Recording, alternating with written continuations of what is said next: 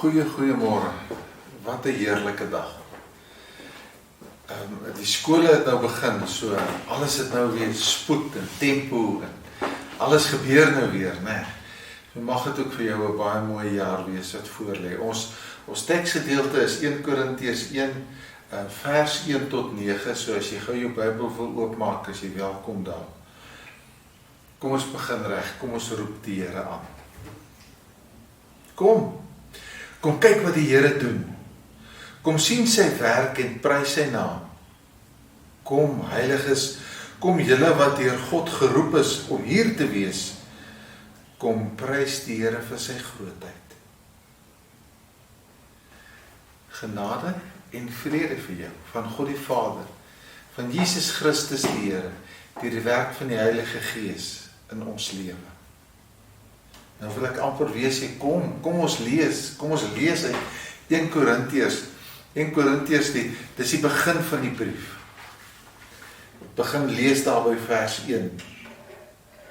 Van Paulus, wat deur die wil van God geroep is, om 'n apostel vir Christus Jesus te wees, en van die broer Sostenes, aan die gemeente van God in Korinte, wat hy vir hom in Christus Jesus afgesonder en geroep het om aan hom te behoort, en verder aan almal, waar hulle ook al mag wees, wat die naam van die Here Jesus Christus, hulle Here en ons Here aanroep. Genade en vrede vir julle van God ons Vader en die Here Jesus Christus. Ek dank my God altyd oor julle vir die genade wat hy in Christus Jesus aan julle geskenk het, want in hom het God julle in alles ryklik geseën, veral in die gawes van woord en kennis. Die boodskap van Christus is onder julle goed gevestig, dat dit julle nie aan 'n enkele genadegawe ontbreek nie. Julle bly op vol verwagting uitsien na die verskyning van ons Here Jesus Christus. Dit is hy wat julle ook einduit sal laat vasstaan, sodat daar geen enkele aanklag teen julle sal wees op die dag dat ons Here Jesus Christus kom nie. God is getrou. Hy wat julle geroep het om verenig te lewe met sy Seun Christus Jesus, ons Here. Here, dankie dat ons so lekker uit die woord kan lees en dankie vir die mooi woorde wat u deur Paulus vir ons ook stuur. As ons gedagtes hier stil staan, dan wil ons sê, praat u met ons wil luister. Dat u deur die Gees en die fluistering van die Gees in ons lewe en deur dit wat ons uit die woord lees, u stem sal hoor en hy sal luister. Amen. Dis 'n nuwe jaar, maar dit is dieselfde beloftes. Dit maak my nogal 'n stukkie warm om my hart as ek dink, my oupa Grootjie en ouma Grootjie het dieselfde beloftes gehad. Dis waaruit hulle krag geïnspireer het en waaruit ek en jy ook nou moet in krag kry. En tog is daar iets wat my geïnteresseer het, geprikkel het. Jy weet, die eerste koms van Jesus Christus, toe hy as baba gebore is, het soveel vreugde, het soveel afwagting. Nou kyk na Kersfees, nee, daar is soveel liggies, daar is soveel lag, daar is soveel vrolikheid en blydskap.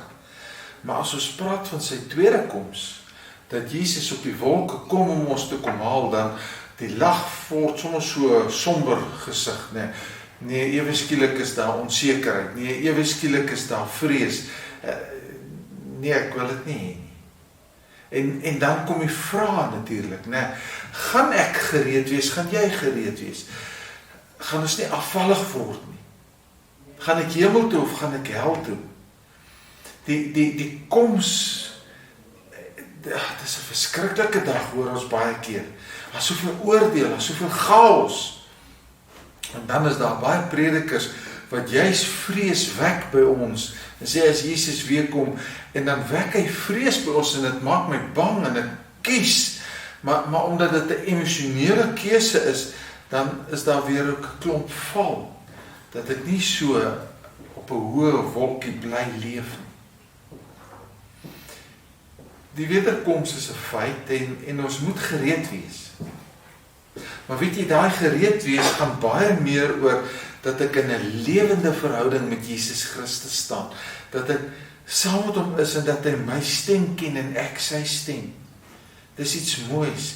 Ons as gelowiges, omdat ons saam met die Here 'n pad stap, jy hoor hy sê ons as gelowiges wil opgewonde wees. Want kan jy dink aan God se liefde en God se vrede? Dis die wêreld. Dis die wêreld wat druk op ons laai vir die wederkoms. Johannes Calvin het dit al lankal gesê, dis nie van God af nie. Dis die wêreld wat hierdie druk op ons laai. En dan skryf hy ook en hy sê, die wêreld se druk en dreigemente wat ons met vrees vul, moet ons eerder dryf na God se beloftes toe. En dis waar, né? Die wêreld se druk en dreigemente wat ons met vrees vul, moet ons eintlik na God se beloftes toe laat hardloop, dat ons in God se beloftes vashou en daar vrede en vreugde kry. So ek wil vir jou vanoggend vra, het jy al God se beskerming en sy getrouheid en sy liefde en sy leiding beleef? En dan vra ek die mooi goed, nie die kwaai goed. Want dis wat Paulus hier doen, en ek hoop jou Bybel is oop en dat jy dit lees en dat jy dit sien. Want God se liefde, sy beskerming, God sal julle altyd vashou, né? Dis wat Paulus hier skryf. God sal julle altyd vashou. Dis teenoorstaande van wat ons baie keer hoor oor die wederkoms.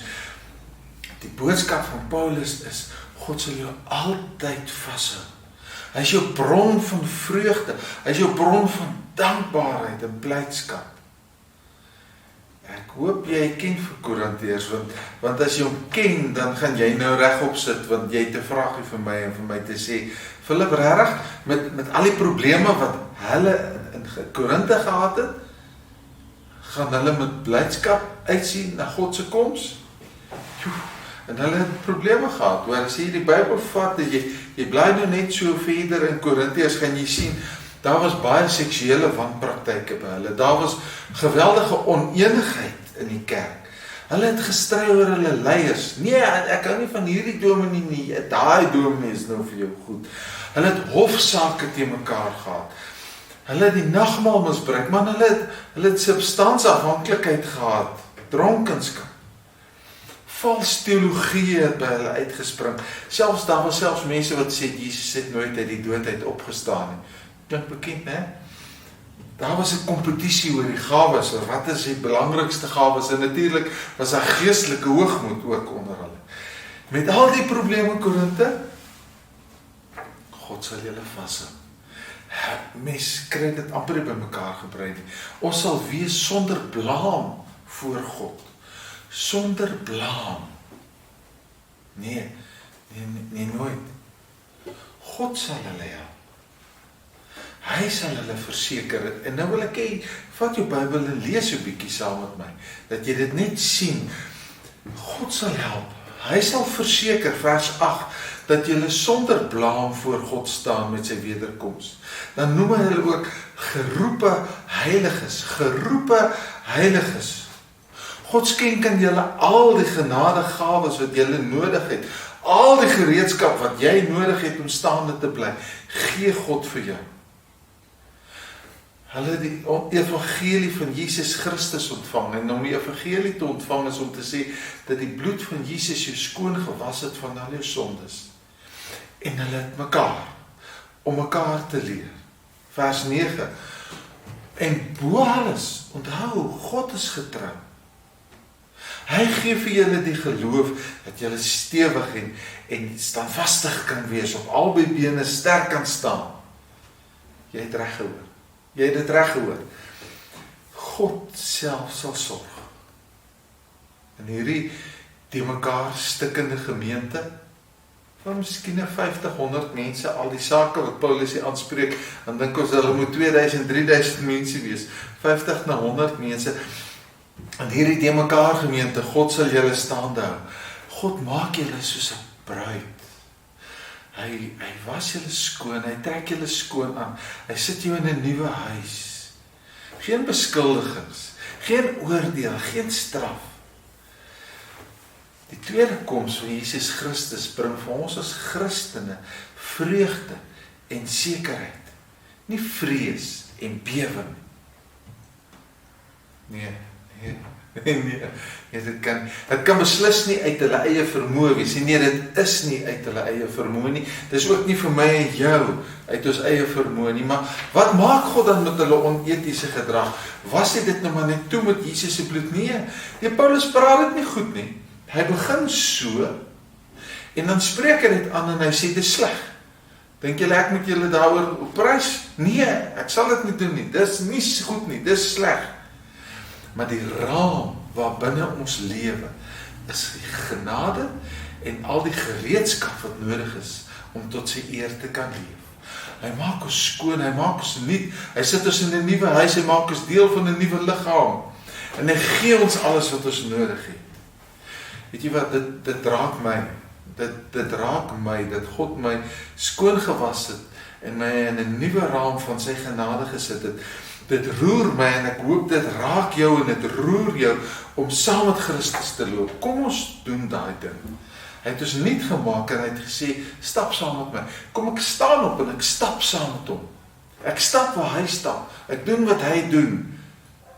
Nie omdat ek bang is vir hom nie. Omdat dit so fantasties mooi en groot is. Vers 2, dan gee hy vir ons 'n lewe as geroepe heiliges. En hy sê, hier is jou nuwe lewe, stap saam met my. God se goedheid. God se goedheid is oorweldigend en is nooit 'n verskoning vir slegte gedrag nie. Nee, ek is nou maar so gemaak gelaat staan nie. Jy is nie so gemaak gelaat staan nie. Jy's gemaak en toe's jy oorgemaak. Herskep, 'n nuwe gees, 'n nuwe lewe.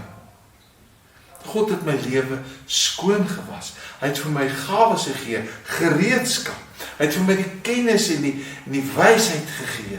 En hy sê, lewe so. Soos Christus geleef het. Lewe so, saam met my. En ons ook. Hy praat so met Korinte, en hy praat so met ons ook. Ons is skoon. Ons is nuut. Ons is vry, daar's niks wat ons vashou nie. En hy gee vir ons die gawes, die gereedskap. Alles wat ons nodig het. En dan sê hy ook nog vir mekaar, vir ons, help mekaar. Hoor jy, daai help mekaar is 'n seën. Dis 'n seën, dis 'n uiterste seën. Ons is mekaar se inspirasie.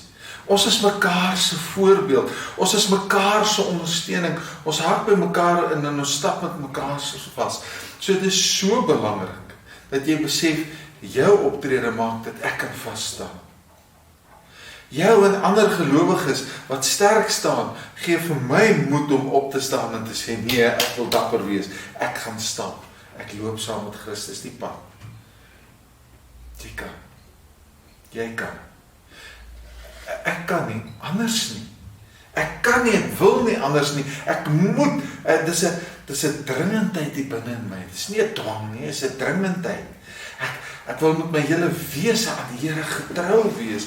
Hy wat my so skoon en nuut gemaak het, aan hom sal ek getrou bly. Ek los die dinge wat God teleerstel. Hoekom sal ek gaan sukkel? Hoekom sal ek disrespek hê vir die eggenoot of eggenote wat God my gegee het? Sy is die mooiste bruid, hy is die mooiste man wat God my gegee het. Hoekom sal ek my mond uitspoel oor die leierskap van die gemeente wat God vir my daar gestel het? Dis my leiers. Ek sien op na hulle en ek wil saam met hulle loop. Hoekom sal ek dink, ek is geestelik beter, Here, ek dank U dat ek nie so geestelik swak soos daai. Nee, glad nie. Ek is nie geestelik beter of hoër as enige iemand anders nie. Ek los die dinge wat God leerstel. En ek wil positief leef. Ek wil toegewyd lewe, man. As die Here vir my sê, Philip, spring, as ek die 3de keer afkom, vra ek of dit hoog genoeg is. Ek is getrou, ek is passievol, ek wil saam met hom leef. Christopher Wright het hy boek geskryf, The Mission, waarvan die fliek ook later gemaak is, né? En Christopher Wright het deur sy lewe, het hy by 'n punt gekom en hy skryf het, maar ek sê dit nou in Afrikaans, hy was natuurlik nou Engels geweest, maar hy skryf dit ding, hy sê, jy weet, as ons so met mekaar praat, dan sal ek by jou kom en ek sê, joh, jou lewe is so vol, waar pas God in jou besige lewe in? Hoe kry jy tyd vir God? Dis is 'n twakvraag daar. Die werklike vraag is, waar pas my ou klein lewetjie, wat God skoon gewas en geheilig het en geroep het, in God se groot, almagtige, heerlike plan van sending in? Waar wil God my gebruik as sy instrument in sy sendingplan? Waar wil God my gebruik? Waar pas ek in sy wêreld in? Jy weet, nou sit by 'n lughawe en die vliegtuig is laat en die mense trippel rond en die grondpersoneel van SAL is wrimmelend en die spanning is hoog, man, jy kan dit so in die klimaat voel en die mense is grimmig. Jy sien die spanning op hulle gesig en op hulle lywe. En toe die aankondig kom, ting, ting, ting, staan die mense, hulle storm eintlik rye toe, want hulle is laat, hulle moet aan die ander kant kom, en hulle trek in hierdie toue so in. Jy sal nie glo nie. Daar kom 2 vrouens van agteraf. Groot geraas, ek dink hulle het lekker lawaai water in. Groot geraas. Nou kom hulle so in, maar hulle druk in, hulle skram in hierdie lyn in. Hulle begin met almal rondom hulle beklei, want hulle wil nou voor is. Maar weet jy, dis 'n bom wat 'n plek so kom te ontplof. En een man het baie voorgestaan, hy het sy bagasie, hy sê vir die persoon agterom, ek hou net my plek, en hy stap baie lieflik na die 2 dames toe. Hy sê, goeiedag dames, kom staan hier in my plek, en hy vat hulle so aan die hand, en hy sit hulle was sy tas, hy sê, tel sy tas op, en hy gaan staan heel agter, maar jy moet daai mense sien. Almal is, wat gebeur hier? Dis 'n Christus wat vlees geword het oomblik. Dis 'n man wat 'n spanning ontlont het soos niemand anders. Hulle sal vir hom wag om op 'n vliegtuig te klim. Hy hoef nie te skram en te druk nie, sy stoel is geboek. 'n Vleesword oomblik. Waar het God vir my in sy plan nodig? Ek moet nie klein bietjie plek maak vir die Here ook nie. My hele lewe is die Here se. Ek wil weer vir jou 1 Korintiërs 1 vers 2 lees. Aan almal in die gemeente van God in Korinthe, wat hy vir hom in Christus Jesus afgesonder en geroep het, om aan hom te behoort, en verder, aan almal, ek en jy, waar hulle ook al mag wees, wat die naam aanroep van Jesus Christus, hulle Here en ons Here, geroepe heiliges. Of soos Psalm 40 gesê het, op die Here sal ek wag, want hy het my opgetrek uit die modder uit. Liewe Christen, skoongemaak deur Jesus Christus, een kant gesit vir 'n God-gevulde lewe, gaan leef so. Here, baie dankie. Dankie vir die liefde en vir die sorg en dankie vir hierdie mooi woorde. Dankie dat ek mag sê ek is 'n geroepe heilige, dat U my skoon gewas het en geroep het. Here, vandag wil ek net sê, in U groot, goddelike, almagtige plan, raadsplan, waar pas ek in my klein, nietige, stomsinnige lewetjie in? Dankie dat U my skoon gewas het en geroep het, maar sit my op my plek neer. Here, ek wil nie 10% van my tyd vir U gee, my hele lewe, met al die gawes wat ek nodig het, wat U deur die Heilige Gees vir my gegee het, met 'n rein gewete en 'n rein lewe, gee ek myself aan U as 'n lewende heilige offer. Waar wil U my gebruik? Gebruik my dan volheid, Here, dat Christus in my mens word hier op aarde. Amen. Die Here wil jou seën, en dis om saam met jou die pad te stap. So ontvang ook sy seën so. As jy vir die Here 'n dankoffer wil gee, jy weet hoe om dit te doen. Maar ontvang nou sy seën. Mag die liefde van God en die vrede van Christus en die krag van die Heilige Gees met ons wees en bly. Nou en tot in ewigheid.